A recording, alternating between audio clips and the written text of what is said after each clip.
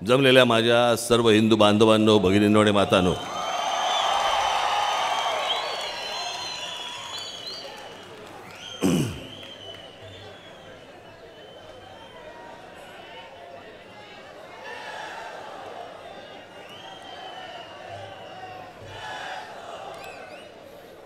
निवडणुका आल्या.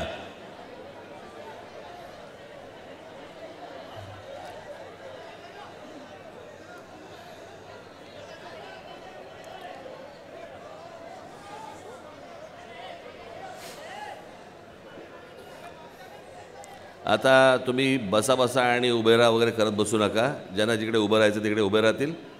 दिसत नसेल तर ऐका. हा काही बघण्याचा कार्यक्रम नाही आहे.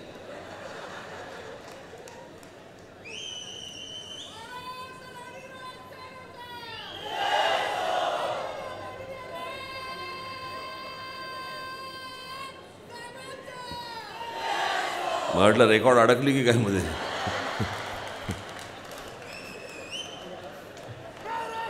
बस आता बस करा. एक तर माझ्याकडे इथे वेळ कमी असतो आणि त्याच्यामध्ये तुमच्या घोषणांमध्ये वेळ खूप जातो. आता शांतपणे ऐका. सगळी सभा संपली की एकत्र ओरडा.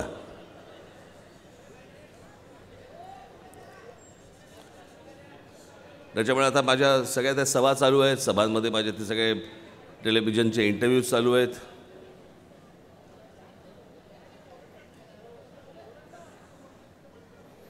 आता इंटरव्ह्यूमध्ये मला कळतच नाही या लोकांचं. मला त्यांना इतिहास माहिती नसतो, राजकीय इतिहास माहिती नसतो, काही बाकीच्या गोष्टी माहिती नसतात.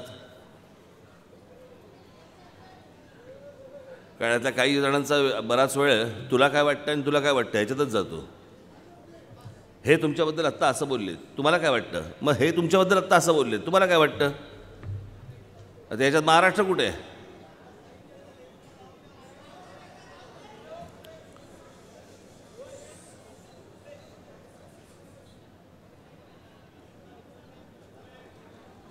मला सांगतात की तुम्ही महाराष्ट्राकडे सत्ता मागतात.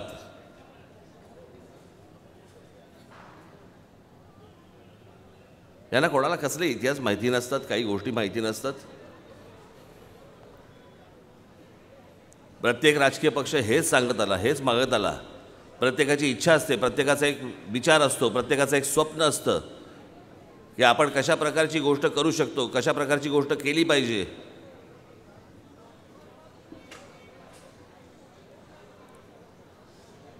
म्हणजे 1925 साली राष्ट्रीय स्वयंसेवक संघ RSS ची स्थापना झाली. आता आवाज बंद करा रे तुमचा. आता जेवढं तुम्हाला ऐकू येईल तेवढं ऐकू येईल. बघता येत नसेल तर बघू नका. आता नुसतं ऐका.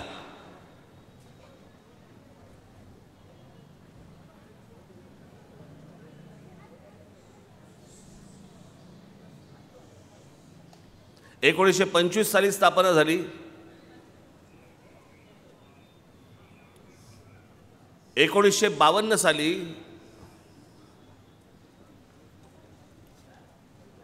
RSS ची पॉलिटिकल विंग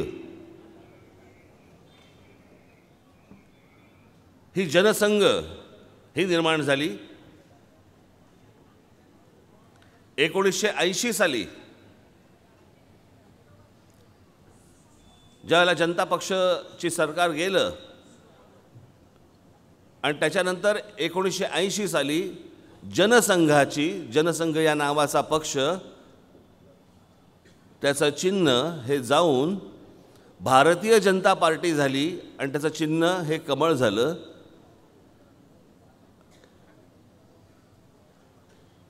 म्हणजे 1952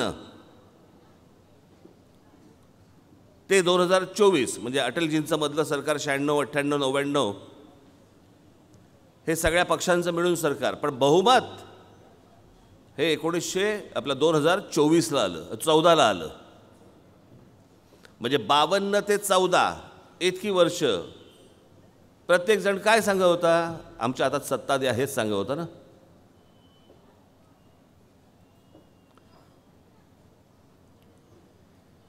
(1966 साली शिवसेना पक्षाची स्थापना माननीय बाळासाहेबांनी केली 1966 ते 1995. सत्ता हातामध्ये 95 साली आली. जो पक्ष स्थापन करतो ना त्याच्या वेदना काय असतात हे पक्ष स्थापन करणाऱ्या माणसालाच माहिती असतात. हे बाकीच्यांना नाही कळू शकत.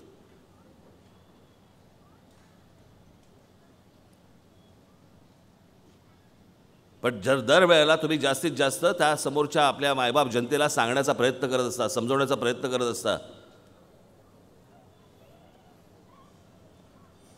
पण यावेळेची जी निवडणूक आलेली आहे आणि गेल्या 5 वर्षामध्ये जो सगळ्या राजकीय पक्षांनी गोंधळ घालून ठेवलेला आहे, याच्यातनं मला कुठेतरी एक आत्मविश्वास आहे की जास्तीत जास्त आमदार महाराष्ट्र नवनिर्माण सेनेचे महाराष्ट्रामध्ये निवडून येतील. निश्चित येतील.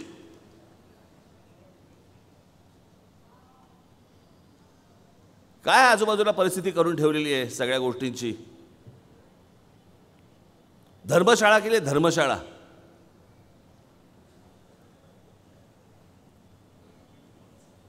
तुमच्या जीवाबिवाचं काही पडलेलीच नाही ना. एक रिपोर्ट आला, एक रिपोर्ट,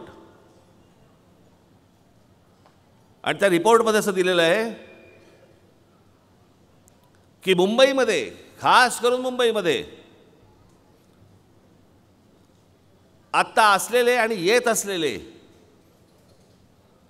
बांगलादेशी मुसलमानांचं प्रमाण आणि म्यानमारमधून येणाऱ्या रोहिंग्यांचं प्रमाण हे इतकं वाढणार आहे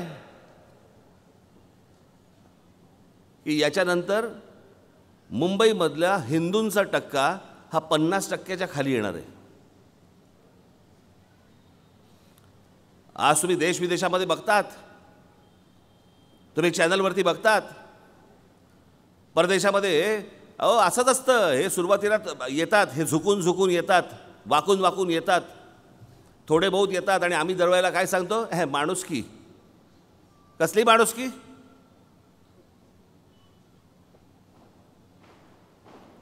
माणुसकीच्या नावाखाली आम्ही रोहिंग्यांना आतमध्ये घ्यायचं, बांगलादेशीयांना आतमध्ये घ्यायचं. जेव्हा आतमध्येच घ्यायचं असेल तर बांगलादेशामध्ये राहणाऱ्या, अत्याचार होणाऱ्या जे आमचे हिंदू तिथे राहतात त्या हिंदूंना आतमध्ये घ्या ना.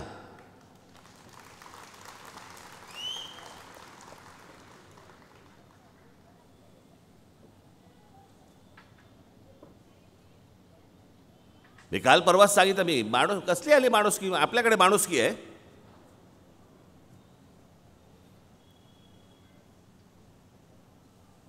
आपल्याकडे रस्त्यात अपघात झाला असेल तर वाहनं आपण बाजूने देतात आपली लोक, पण अपघात झालेल्या ठिकाणी थांबत नाहीत. आपण माणुसकीच्या गोष्टी बोलतोय.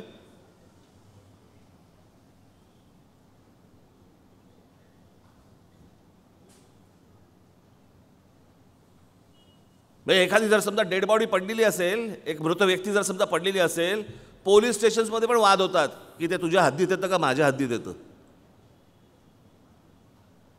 आपण माणुसकीच्या गोष्टी बोलायच्या. आमच्याकडे महाराष्ट्रामध्ये हजारोने शेतकरी आत्महत्या करतायत. त्यांच्याकडे आमच्याकडे बघायला वेळ नाही आहे, कुठच्या सरकारला बघायला वेळ नाही आहे, कुठच्या माणसांना बघायला वेळ नाही. आपण माणुसकीच्या गोष्टी बोलायच्या. परवा तर त्या उमरखेड नावाच्या मतदारसंघामध्ये मी गेलो होतो आणि मी तिकडे त्यांना सांगितलं, म्हटलं महाराष्ट्रामध्ये ज्या शेतकरी आत्महत्यांचा जी सुरुवात झाली त्याची पहिली शेतकऱ्यांनी केलेली आत्महत्या ही उमरखेडमध्ये आहे. या मतदारसंघामध्ये झाली आत्महत्या. याच्यावरती उमरखेडमधल्या समोर बसलेल्या लोकांनी टाळ्या वाजवल्या. म्हटलं आपल्याला काहीच नाही वाटत या गोष्टींचं. तो काय ऑलिम्पिकमध्ये पहिला आला होता का? त्या शेतकऱ्याने आत्महत्या केली. आपण साधा विचारही करत नाही आहोत की त्याची बायको आत्ता काय करत असेल, त्याचा मुलगा आत्ता काय करत असेल, त्याला नोकरी असेल की नसेल, त्याची मुलगी आहे की नाही आहे, तिचं काय झालं, तिचं शिक्षण पूर्ण झालं का नाही झालं, तिचं लग्न झालं की नाही झालं, हा विचार पण आमच्या मनामध्ये येत नाही. हजारो शेतकरी आत्महत्या करत आहेत पण आमच्याकडे कोणालाही पाना फुटत नाही. आपण माणुसकीच्या गोष्टी बोलतोय.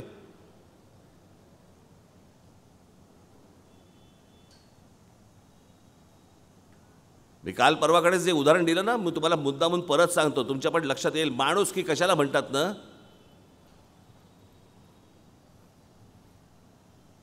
ज्यावेळेला अमेरिकेचे राष्ट्राध्यक्ष ओबामा होते ना, त्या ओबामांच्या काळात अगदी शेवटची त्यांच्या दुसरी टर्म पूर्ण होत असताना शेवटच्या 10-15 दिवसाच्या काळामध्ये त्यांनी एक कायदा आणला. विचार करा, अमेरिकेचा राष्ट्राध्यक्ष काय प्रकारचा विचार करतो किंवा त्यांचा पक्ष काय प्रकारचा विचार करतो. तर अमेरिकन सैन्य हे जगामध्ये वेगवेगळ्या देशांमध्ये जातात आणि त्या देशामध्ये गेल्यानंतर तिकडे जे सैन्य जातं त्यांच्याबरोबर त्यांचे कुत्रे बरोबर जातात. स्निफर डॉग्स म्हणतात त्यांना. जे बॉम्ब शोध पथक असतं ना त्याच्यामध्ये ती कुत्रे जातात. आणि ओबामांनी कायदा काय केला तिकडे की ते जे कुत्रे जातील ते जाताना किती जात आहेत ह्याची मोजणी झाली पाहिजे. ते मोजले पाहिजे तुम्ही. आणि उद्या तिथे गेल्यानंतर जर समजा एखादा कुत्रा काही बॉम्बस्फोटात किंवा काही बुलेट लागून गेला,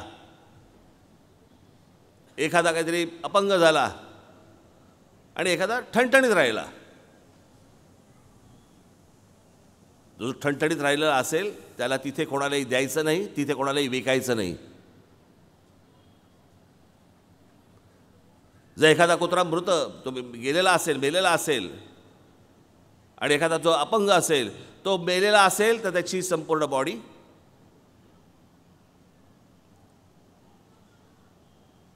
मी बोलतोय कदाचित तुम्हाला आवडणार नाही, परंतु समजा जर त्याच्या चिंधड्या उडाल्या असतील तर त्याचे पार्ट्स, बॉडीचे पार्ट्स,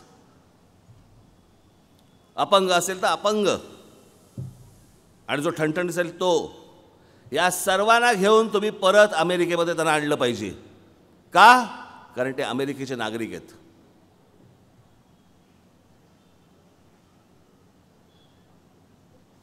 अहो, जो देश कुत्र्यांबद्दल जो विचार करतो त्यांच्याकडे माणसाची काय परिस्थिती असेल विचार करा. अहो, त्यांचा एखादा माणूस नागरिक जर अमेरिकन नागरिक जर कुठे अडकला ना, आखी यंत्रणा कामाला लागते.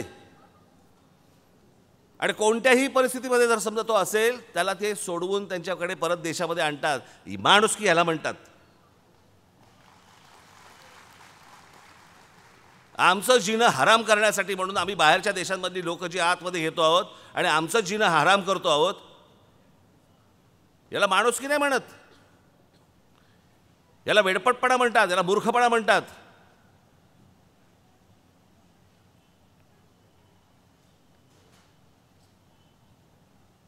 मी जे सतत सांगतो ना माझ्या महाराष्ट्र पोलिसांबद्दल, मुंबई पोलिसांबद्दल, माझा 100% विश्वास आहे त्यांच्यावरती. 100%.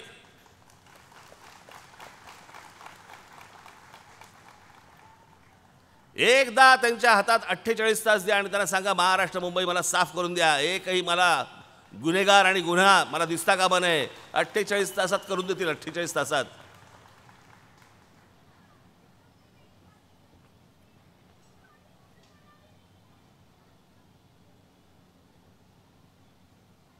इथे पसरलेल्या अनेक झोपडपट्ट्यांमध्ये, इथे पसरलेल्या अनेक मोहल्ल्यांमध्ये काय काय प्रकारचे, सगळेच त्याच्यामध्ये क्रिमिनल असतात अशाला भाग नाही, गुन्हेगार असतात अशातला भाग नाही.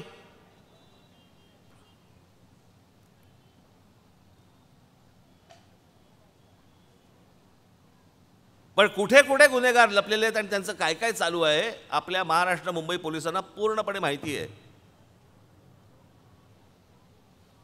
कोणतेही सरकार आलं तर त्या सगळ्या गोष्टी काढण्यासाठी, गुन्हे नष्ट करण्यासाठी, गुन्हेगार नष्ट करण्यासाठी कोणी प्रयत्न करताना तुम्हाला दिसत नाहीत. कारण ते त्यांच्यातच इतके गुंतलेले आहेत. त्यांच्या स्वतःच्या स्वार्थासाठी, स्वतःच्या खुर्च्यांसाठी इतके गुंतलेले आहेत. तुमच्याकडे बघायला वेळ कुठे आहे? मतदानाच्या दिवशी फक्त या, मतदान करा, त्या दिवशी जिवंत राहा, दुसऱ्या दिवशी गेलात तरी चालेल. ही यांची नीती.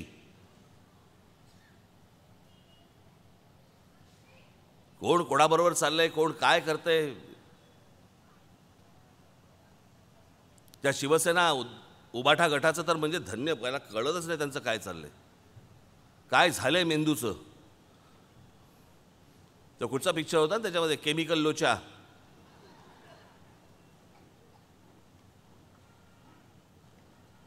मला आजही आठवते. मराठवाड्यामध्ये एक घोषणा होती, आणि अनेक ठिकाणी होत्या.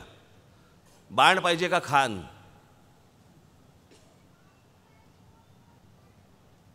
बाण तर शिंदे घेऊन गेले, उरले यांच्याकडे खान. वर्सोव्यासारख्या ठिकाणी हिंदू बहुल एरियामध्ये भागामध्ये शिवसेनेचा उमेदवार कोण आहे? हरून खान. आता ज्याचं नाव हरून असेल तो जिंकेल कसा?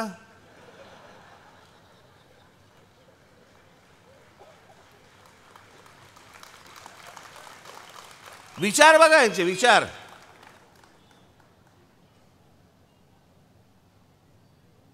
माननीय बाळासाहेबांनी कशासाठी ही शिवसेना सुरू केली? काय विचार होते? काय विचार आहेत? काही नाही. सगळ्याला तिलांजली, बाजूला सारल्या सगळ्या गोष्टी. मला मुख्यमंत्री करा, मी वाटेल ते करीन, मी विचारांची प्रतारणा करीन, माझ्या वडिलांनी मांडलेले विचार सगळे मी बाजूला सारेन.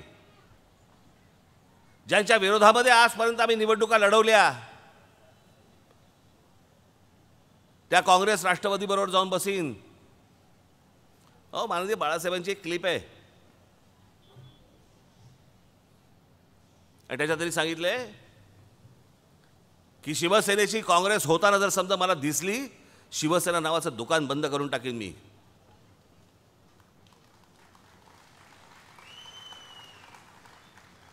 यांनी काय केलं? काँग्रेस राष्ट्रवादीच्या बाजूला जाऊन दुकान लावलं, कपडे विकतायत. आबरू तर गेलीच, आता कपडेच विकायचे. भाई, ह्या सगळ्या गोष्टी तुमच्या डोळ्या देखत घडतायत.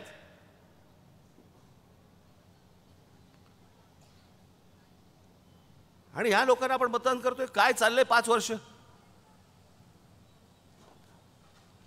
या 5 वर्षामध्ये तुम्ही इथे मतदान झालं कोणाला होतं?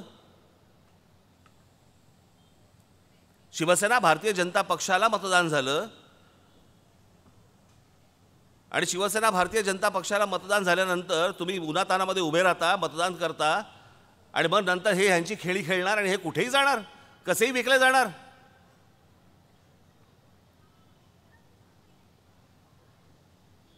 कोणी कसाही खेळ खेळायचा आणि तुम्ही फक्त निमूटपणे बघत बसायचं का? ही माणसं याच गोष्टीसाठी करतात कारण तुम्हाला राग येत नाही म्हणून, तुम्ही चिडत नाही म्हणून, तुमच्या गोष्टी लक्षात राहत नाहीत म्हणून.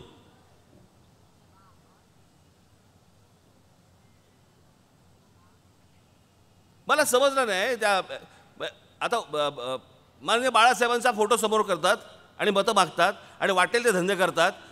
बाळासाहेब कुठे आहेत? पण आम्ही भाबडेपणाने बाळासाहेबांकडे बघून मतदान करतो. अरे ते कुठे आहेत? पण त्यांचे विचार कुठे आहेत? ते तर गेलेले आहेत.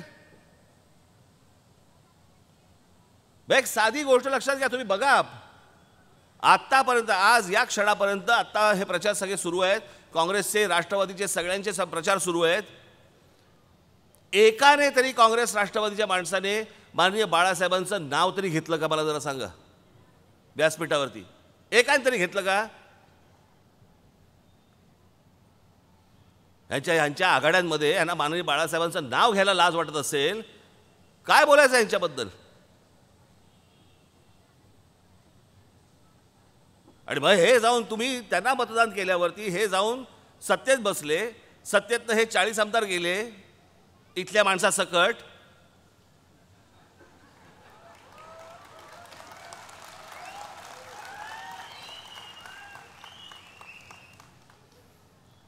या इथल्या आमदारावर काय मोठा अन्याय झाला होता? बिल्डरांच्या कृपेने जगतच होता.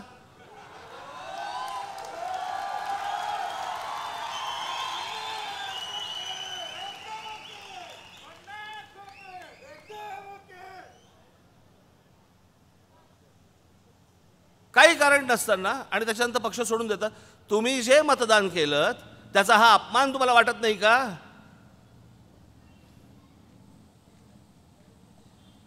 की ह्यांनी मतदान, तुम्ही रांगेमध्ये उभं राहायचं, उन्हातानामध्ये उभं राहायचं, ह्यांना मतदान करायचं, मतदान झालं, निवडून आले की ह्यांनी वाटेल तसं वागायचं.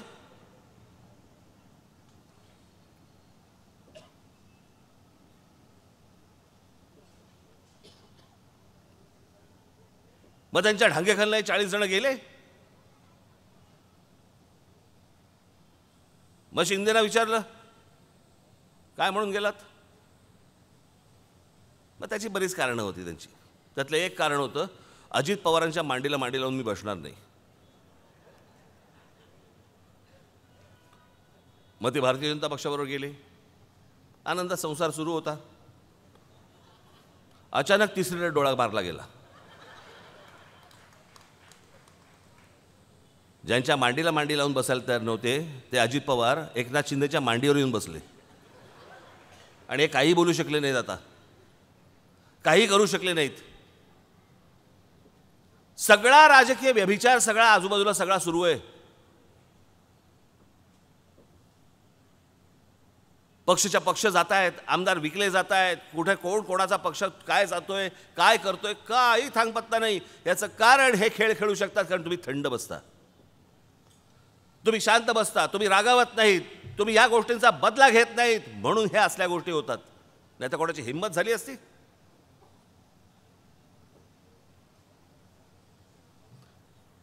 कोणाची हिंमत होणार.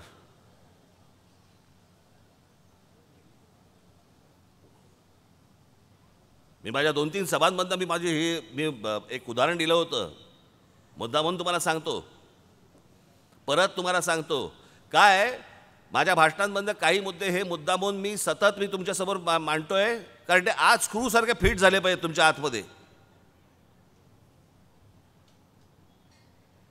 इतके घट्ट आत जाऊन बसले पाहिजेत की ते परत बाहेर नाही येतं कामा.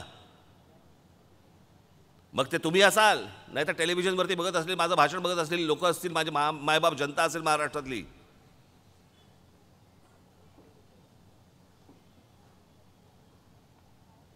पण दुसऱ्या महायुद्धामध्ये ज्यावेळेला विन्स्टन चर्चिल ज्यावेळेला जिंकले आणि ॲडॉल्फ हिटलर ज्यावेळेला हरले, आत्महत्या केली त्यांनी.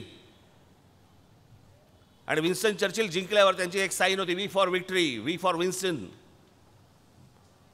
अख्ख्या इंग्लंडमध्ये जल्लोष चालू होता, विन्स्टन चर्चिलचा जय जयकार सुरू होता.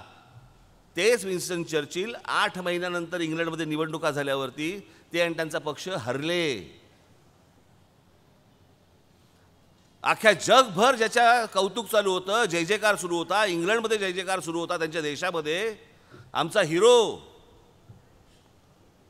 त्या इंग्लंडमध्ये विन्स्टन चर्चिल आणि त्यांचा पक्ष 8 महिन्यात निवडणुका झाल्यावरती हरला.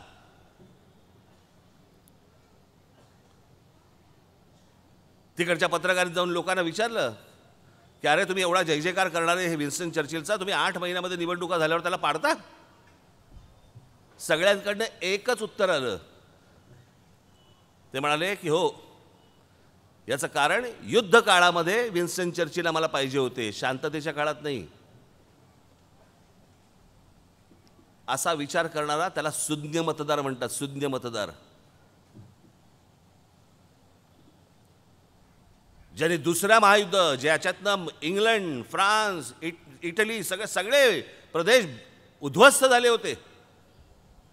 उद्ध्वस्त म्हणजे उद्ध्वस्त, लाखो माणसं मेली होती त्याच्यामध्ये, त्या युद्धामध्ये. त्याच्यानंतर तिकडचा समाज, तिकडचा मतदार अशा प्रकारचा विचार करतो ना, त्याला सुज्ञ मतदार म्हणतात. कोणीतरी फोटो दाखवायचा आणि त्या फोटोच्या मागे जाऊन बटन नाही दाबायचं. जे तुमच्या मताशी गद्दारी करतात, जे तुमच्या मतांचा अपमान करतात, काहीही कारण नसताना इथून उठायचं आणि दुसऱ्या माणसाबरोबर जाऊन दुसऱ्या पक्षात जायचं, हे असले आमदार तुम्हाला पाहिजेत. असं असेल तर मतदारसंघामध्ये अंधार राहिला तरी चालेल, पण प्रकाश पडलाच पाहिजे.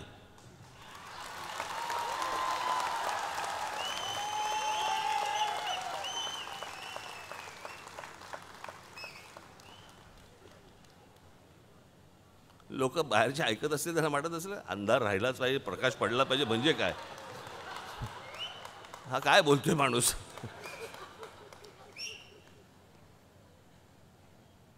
पण मला असं वाटतं मागाटण्याच्या लोकांना नीट कळलं असेल मी काय म्हणतोय ते. बिल्डरांच्या जीवावरती उभा राहणारा आमदार नकोय, लोकांचे प्रश्न हातामध्ये घेणारा आमदार पाहिजे.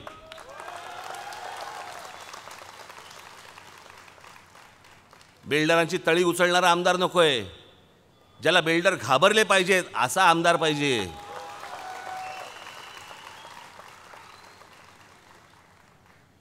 बिल्डराच्या पैशावरती घर चालवणारा माणूस नकोय. स्वतःच्या जीवावरती स्वतःचं घर चालवणारा माणूस पाहिजे.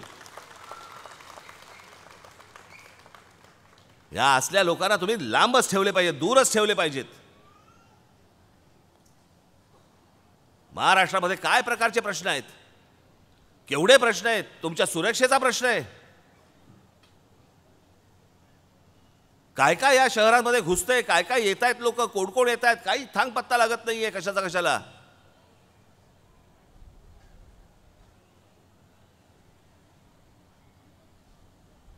आमच्याकडे बेरोजगारांचा प्रश्न आहे. आमच्याकडे तरुणांना आणि तरुणींना आज भारतात राहावंसं वाटत नाही, परदेशात जावंसं वाटतंय. अहो, याच्यासारखी लाजिरवाणी गोष्ट नाही आपली.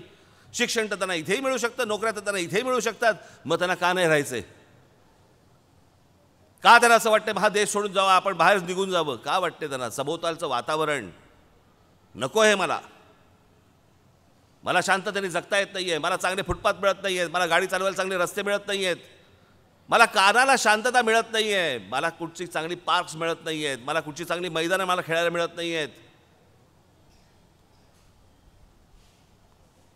आमच्याकडे हॉस्पिटलमध्ये जागा मिळत नाहीयेत. ॲडमिशनला आमच्याकडे जागा मिळत नाहीयेत कॉलेज आणि शाळांमध्ये. लाचार चेहरे घेऊन, अत्यंत हतबल चेहऱ्याने अशा अनेक माझ्या माता भगिनी उभ्या असतात माझ्या मुलाला ॲडमिशन द्या म्हणून. सगळं विस्कटलेलं आहे, सगळं व्याकरण विस्कटलेलं आहे. याचं कारण या राजकारणाला तुमच्याकडे बघायला वेळच नाही आहे. हे स्वतःच्या राजकारणामध्ये, स्वतःच्या खुर्च्यांमध्ये, स्वतःच्या बस्तीमध्ये इतके मशगूल आहेत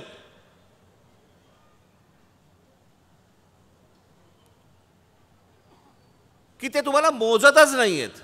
अत्यंत गृहीत धरलेली माणसं आहेत तुम्ही.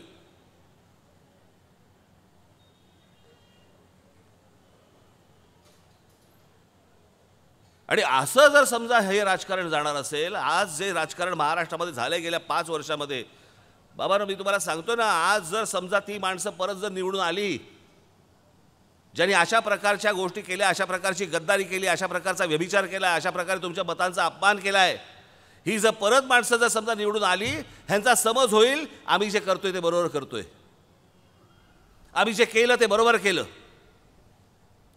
आम्ही जे पक्ष सोडून बाहेर जातोय, आम्ही जे विकले जातोय हे बरोबर करतोय, असं त्यांचा समज होईल. आणि तो एकदा समज झाला की मग पुढची अनेक वर्ष तो तुम्हाला दूर नाही करता येणार.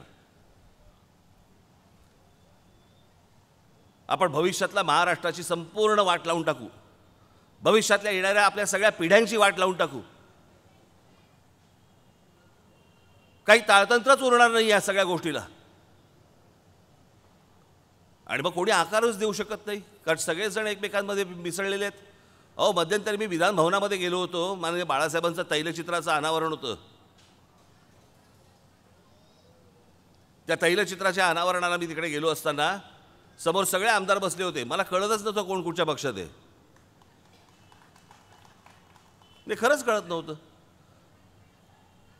भाई आत्ताही ज्यावेळेला आम्ही ज्यावेळेला उमेदवार ज्यावेळेला आम्ही बघत होतो, चालू होतं काम, ते उमेदवार करत असताना आम्ही बघत होतो, अरे आता हा कुठच्या पक्षात आहे, आत्ता कुठच्या पक्षात आहे, आता ह्या पक्षात आहे. भाई कुठपर्यंत लोकांची मजल गेली बघा. विचार करण्याची पद्धत बघा कुठपर्यंत गेली आहे. तिकीट देताय मला? नाही. विचार करता मग मी ह्यांच्याकडे जातो. तुम्ही देताय? नाही, मग ह्याच्याकडे मी जातो. अशा प्रकारचा महाराष्ट्र ह्याच्या अगोदर कधीही नव्हता.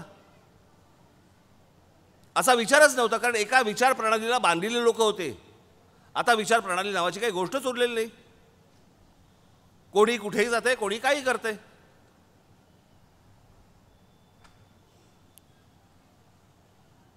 मला असं वाटतं की या गोष्टींचा विचार जनता म्हणून तुम्ही करणं गरजेचं आहे. तुम्हाला जर समजा पर्याय नसताना मी समजू शकलो असतो, पण राज ठाकरे आणि त्याची महाराष्ट्र नवनिर्माण सेना हा पर्याय तुमच्या समोर आहे.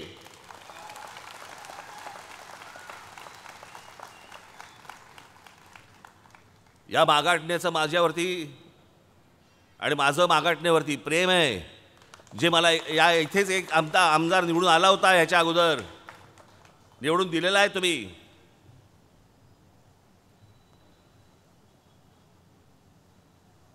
आज मी तुम्हाला खात्रीने सांगतो, विश्वासाने सांगतो, आज आमचा नयन कदम तुमच्यासमोर उमेदवार म्हणून उभा आहे.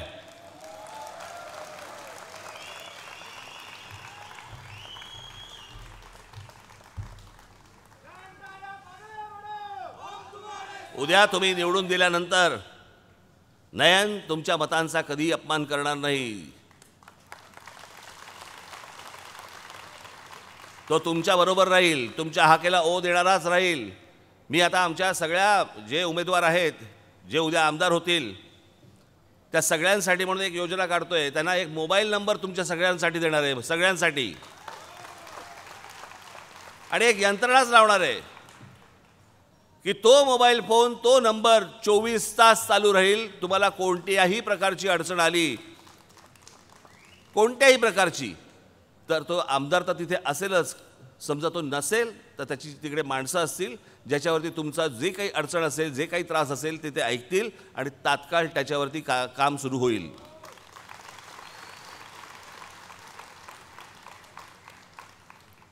आणि म्हणून बाबांनो, मला आपल्याला एवढंच सांगायचं आहे आज, माझं महाराष्ट्राबद्दलचं स्वप्न विशाल स्वप्न आहे. माझं या मुंबई शहराबद्दलचं स्वप्न एक विशाल स्वप्न आहे. मी कशा प्रकारचा विचार करतो या सगळ्या शहरांकडे आणि माझ्या महाराष्ट्राकडे. आत्ता घरी गेल्यानंतर मी मुद्दामून तुम्हाला सांगतोय, आत्ता घरी गेल्यानंतर मुद्दामून यूट्यूबवरती जा आणि यूट्यूबवरती गेल्यावरती राज ठाकरे ॲस्थेटिक असं फक्त तुम्ही टाका त्याच्यावरती मी 2014 साली एक 16 मिनिटाची डॉक्युमेंटरी केली आहे. ती डॉक्युमेंटरी बघा, मग तुम्हाला कळेल मी कशा प्रकारचा महाराष्ट्राबद्दलचा आणि माझ्या शहराबद्दलचा मी कसा विचार करतो. अहो, असं इथे आज आपल्या इथे लागलेलं हे national park, Sanjay Gandhi national park, जगात तुम्हाला मिळणार नाही, जगात, की एका शहरामध्ये एवढं मोठं नॅशनल पार्क तुम्हाला जगाच्या पाठीवर कोणत्याही शहरात मिळणार नाही. आम्हीच म्हणतो आमच्याकडे बिबळ्या आला. बिबळ्या आमच्याकडे नाही आला, तुम्ही बिबळ्याकडे गेलेत.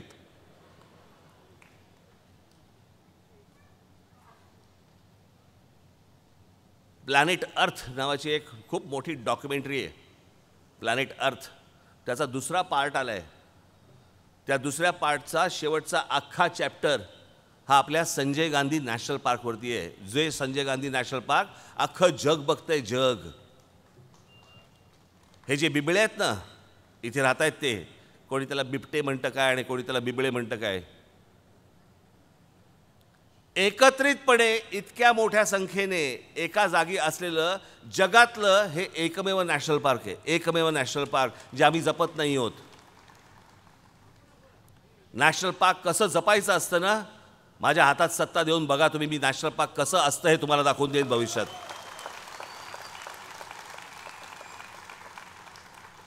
माझ्या या सगळ्या महाराष्ट्राबद्दलच्या कल्पना आहेत, रोजगाराबद्दलच्या कल्पना आहेत. शेतकरी आत्महत्या होत आहेत, त्या शेतकरी आत्महत्या, आमच्याकडे कृषी विद्यापीठ आहेत, काय करतायत, काय कशासाठी पोसायची ही कृषी विद्यापीठं? जर शेतीमुळे जर समजा आमच्या शेतकऱ्यांना आत्महत्या करायला लागत असेल, त्याच्यावर ह्यांना संशोधन नाही करतायत. हजारो शेतकरी आत्महत्या करतायत आणि आमची कृषी विद्यापीठं थंड लोण्याच्या गोळ्यासारखी बसलेली आहेत. कोणतेही राज्यकर्ते त्या विद्यापीठांना विचारत नाही आहेत तुमच्याकडे कोणत्या प्रकारचं संशोधन चाललंय. शेतकरी इथे आत्महत्या करतायत, काय करतायत जरा बघा, काही नाही. कारण या गोष्टींकडे लक्ष द्यायला राज्यकर्त्यांना, या राजकारण्यांना वेळच नाही आहे. ते स्वतःच्या परिवारामध्ये, स्वतःच्या काय म्हणतो त्याला, जी काय राजकीय त्यांची लालसा आणि सगळ्या ज्या गोष्टी आहेत ह्याच्यामध्ये खुर्चीसाठी सगळ्यासाठी इतके मशगूल आहेत की या सगळ्या विषयांकडे ह्यांना लक्ष द्यायला वेळच नाही आहे. आत्ता ही 2024ची ही निवडणूक सगळ्यात महत्त्वाची निवडणूक आहे. ह्याच्या अगोदरच्या महत्त्वाच्या नव्हत्या अशाचा भाग नाही आहे, पण ही सगळ्यात महत्त्वाची निवडणूक आहे. कारण जो 5 वर्षाचा खेळ खेळला गेलेला आहे, ज्या प्रकारची लोक विकली गेली, ज्या प्रकारच्या प्रतारणा झाली, ज्या प्रकारचे पक्षाच्या पक्ष उठले, आमदार फुटले, सगळ्या गोष्टी झाल्या, हे जर परत निवडून आले तर महाराष्ट्राचं कधीही आयुष्यात भलं होणार नाही. या महाराष्ट्राला फक्त परमेश्वरच वाचो. त्याच्यानंतर हे जो गोंधळ घालतील, त्याच्यानंतर हे जे अजून राजकारण बिघडवतील, ते तुमच्या कल्पनेच्या बाहेरचं असेल. आणि म्हणून संधी वारंवार येत नसते. माझी आपल्याला सर्वांना हात जोडून विनंती आहे, त्या 20 तारखेला आपण कुठेही बेसावध राहू नका. आपला मित्रपरिवार, आपले नातेवाईक जिथे जिथे म्हणून कुठे असतील, त्या सर्वांना महाराष्ट्र नवनिर्माण सेनेचे माझे जे उमेदवार आहेत, आता इथे नयन कदम, कुठे आहे नयन, दहीसरमधनं आमचा राजेश येरोणकर, बोरिवलीमधनं आमचा कुणाल माइंडकर आणि चारकोपमधनं आमचा दिनेश साळवी, हेच नव्हे तर महाराष्ट्रामध्ये जेवढे जेवढे उमेदवार माझे उभे आहेत, या सर्व माझ्या उमेदवारांना येत्या 20 तारखेला आपण रेल्वे इंजिन या निशाणीवरती बटण दाबून यांना प्रचंड प्रचंड प्रचंड मताने विजयी करावं असं मी आवाहन करतो. मी माझ्या 2006च्या पक्ष स्थापनेच्या माझ्या सभेमध्ये मी सांगितलं होतं की जगाला हेवा वाटावा असा महाराष्ट्र माझ्या हातून घडावा, एवढीच फक्त ईश्वरचरणी प्रार्थना आहे. ते स्वप्न पूर्ण करण्याची ताकद आपण मला द्यावी, एवढीच एक अपेक्षा आपण सर्वांकडे बाळगतो. आणि तुर्तच आपण सर्वांची मी रजा घेतो. धन्यवाद. एकच गोष्ट लक्षात ठेवा, तुम्हाला इमानदार हवा आहे का गद्दार हवा आहे हे ठरवण्याची हीच वेळ आहे. आणि त्याच्यामुळे डोळसपणे आपण येत्या 20 तारखेला मतदान करावं अशी एक आशा अपेक्षा बाळगतो आणि आपण सर्वांची मी रजा घेतो. धन्यवाद. जय हिंद, जय महाराष्ट्र.